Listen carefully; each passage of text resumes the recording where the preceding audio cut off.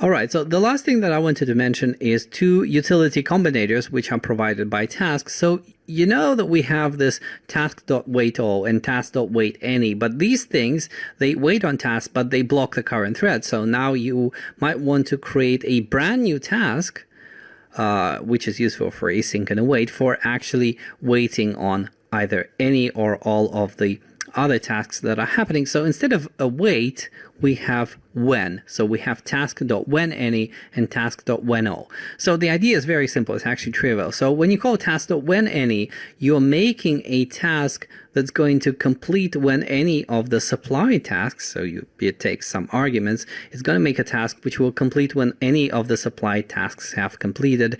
And in the similar fashion, so here is an example of how you would await that. So for example, let's suppose you're downloading the same file from HTTP and from FTP. You don't really care which one comes in first, but you want to take the result. You want to take the resulting file and just process it. So you say await task.whenAny, and you download from HTTP or you download from FTP, and whichever comes first, you just grab that and work with that. And similarly, we have task.whenAll, which once again creates a task which will complete when all of the supply tasks have completed.